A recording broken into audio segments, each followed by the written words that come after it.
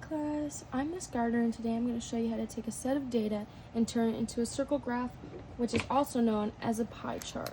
So, I surveyed all the 5th graders in our school and asked them, what's your favorite ice cream flavor?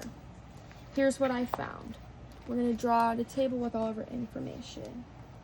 The first section of the table is going to be ice cream preferences. And then the preferences we had were chocolate. I would also recommend doing this with pencil, not pen, just in case you make a mistake. Vanilla, strawberry, no preference. And at the bottom, we're going to put the total.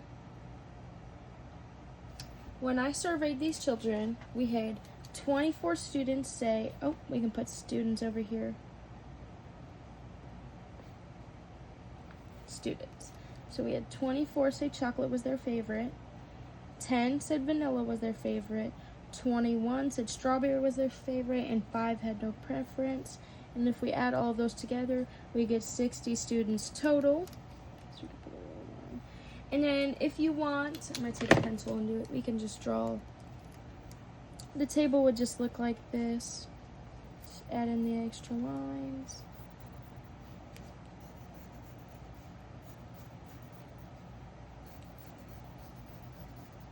And you would put a line in between each one.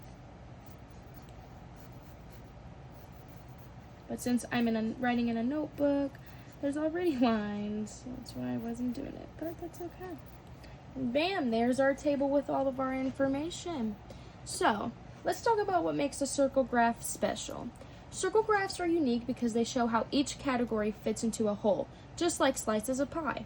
Other graphs, like bar graphs or line plots, can show change over time or comparisons, but circle graphs are best when you are showing parts of a total. It's a great way to see proportions at a glance.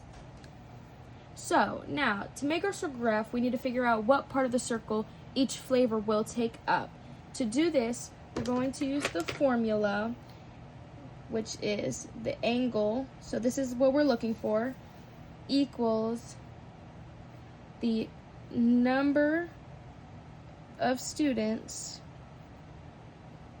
who like the preferred ice cream flavor, so it would be one of these, divided by the total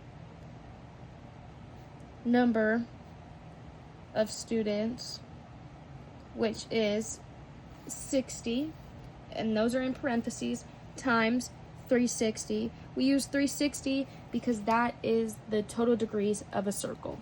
Now, if we put in each number into the equation, we get, for chocolate,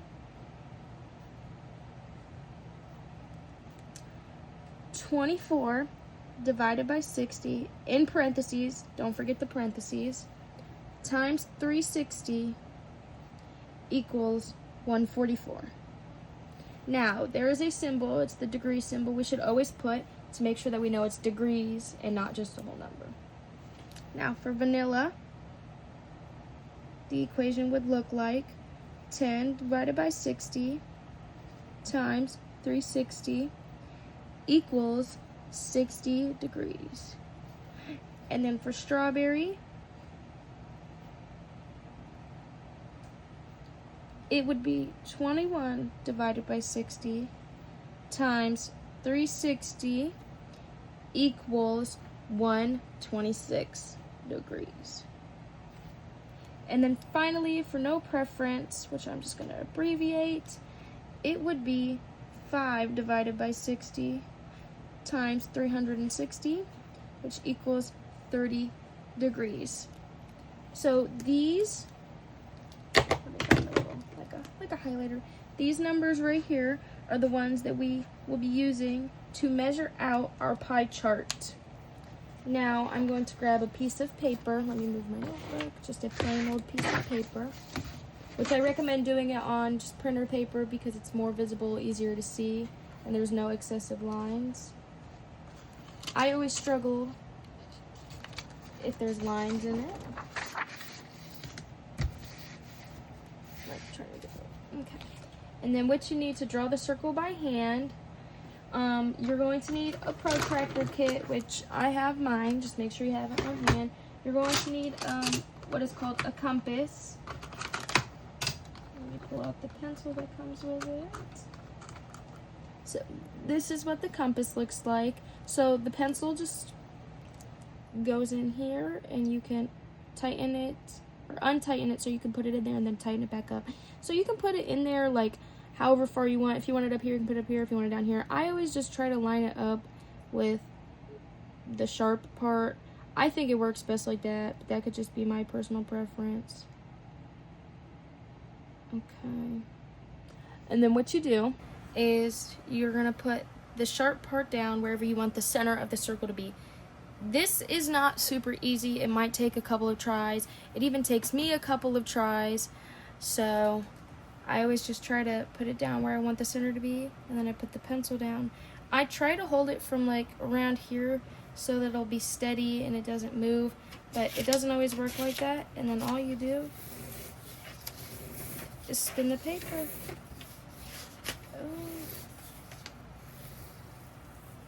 And like mine's a little off. Okay, it's a little rough.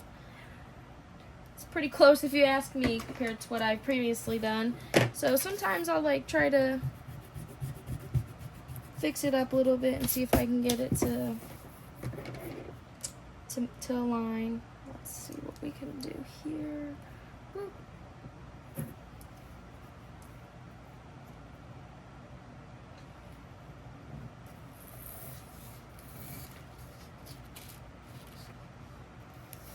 Like, see, it does take a couple of tries in my opinion. It's not as easy as you'd think. It's a little bit harder than it looks. Then sometimes I'll even like, because I still have that faint line. Now, what I like to do is, you're supposed to have, I use a roller and a protractor. I'm also just going to use a normal pencil. I think it just might be easier that way. And so like that's where the center of the circle is.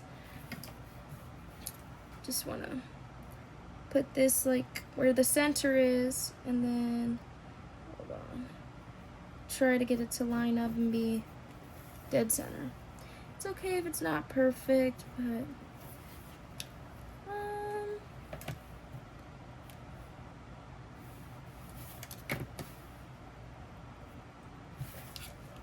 and then what I like to do is I like to start with the largest number and make my way down. So what you do is you'll take your protractor.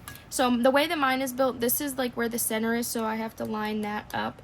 And I'll go like, oh, I'm dropping it. I'll flip it this way, and I'll make sure that the 0 aligns. I'm trying to think about. So if the 0 aligns, so this is where the middle of the circle is. I would put this where the middle is and line up the line that I made with the 0. And then go down, and if we look back at, let me pull it back out, back at our degrees, the largest one we had was 144.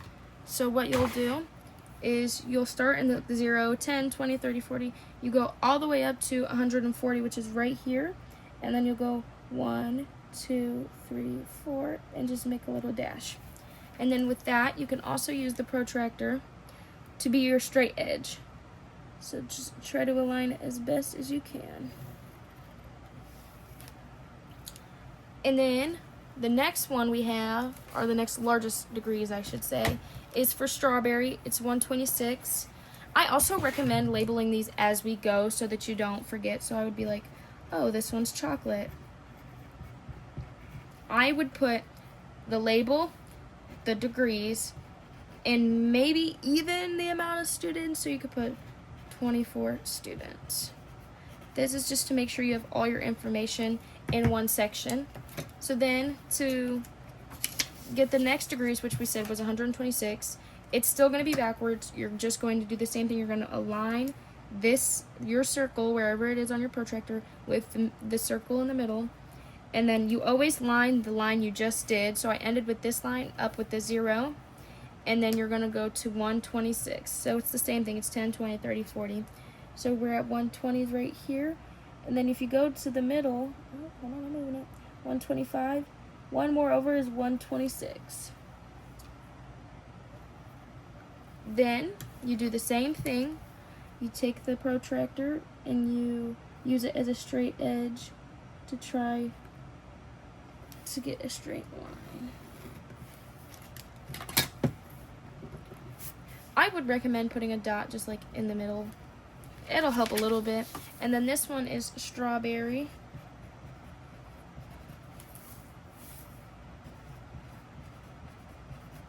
And it's 126 degrees. And I think it was 21 students. So 21.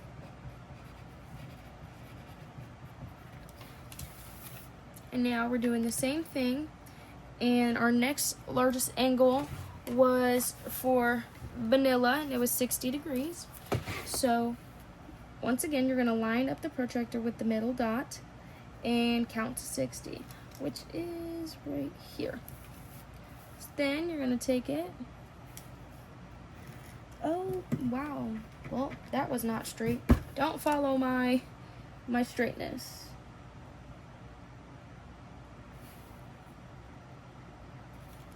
Okay. And this section would be vanilla. And it's 60 degrees. And it was 10 students? Yep, 10 students. Now for the last one, technically you have already built it, but I always like to go in and check it just to make sure. Oh, you gotta flip it this. Sorry, I'm just holding it the wrong way. So I always go to here and I put the center in there, and I always like to check it. Now it does look like I am a little bit off, but I'm not perfect. Oh, wait, hold on. Let me line it back up. Okay, I'm struggling. So it looks like I'm just a little bit off, which is, it's okay. I'm not perfect. Nobody's perfect. It takes practice. And then for this one, it would be no preference.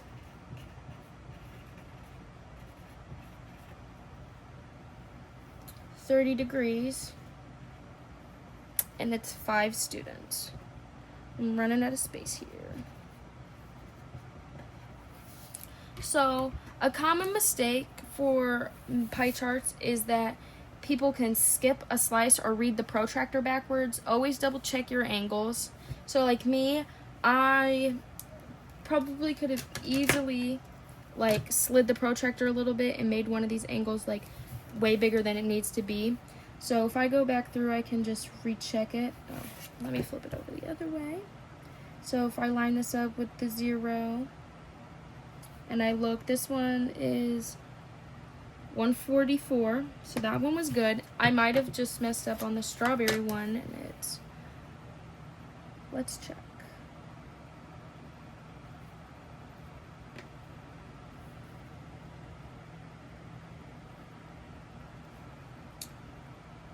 Ooh.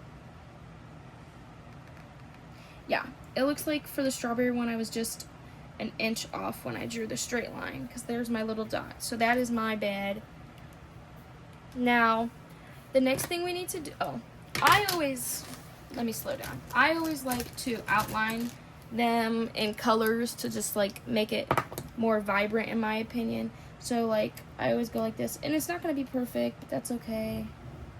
So this one, I'd be like, oh, pink is vanilla, and then you can do a little chart over here and be like, vanilla, and then no preference could be like green. So just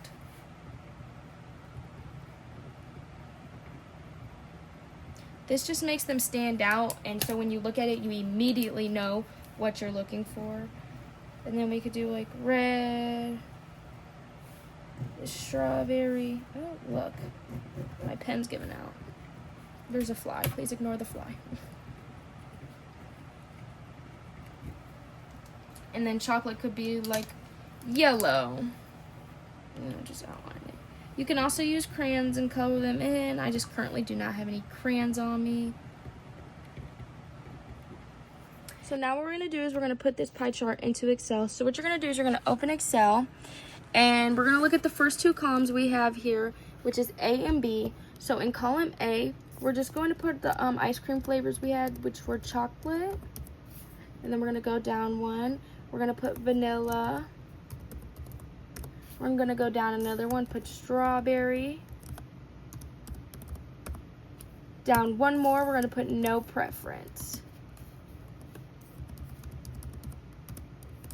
Then in column B, right next to where we put the ice cream flavors, we're going to put the amount of students, so the number of students that chose that ice cream as their preference. So for chocolate, we had 24. For vanilla, we had 10. For strawberry, we had 21. And then for no preference, we had 5. Then what you're going to do is you're going to highlight all of it. Go to Insert. Go over to Recommended Charts. You're going to click down on this pie chart where the arrow is. And I prefer this one. There's a 3D one. There's a different, or a variety that you could pick from. But I like the 2D. Then what you're going to do is you're going to right-click it with your keyboard or mouse. Add data labels, add data labels.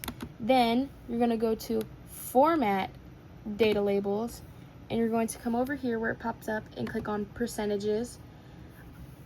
You can take away the values if you want. I'm going to leave them. Then for chart title, I'm just going to put 5th grade.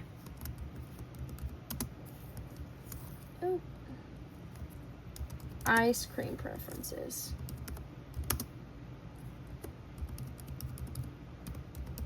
And now you see it for yourself. We have the same exact chart we just built right here on here. And this one is going to be 100% accurate as long as the data we put in was correct.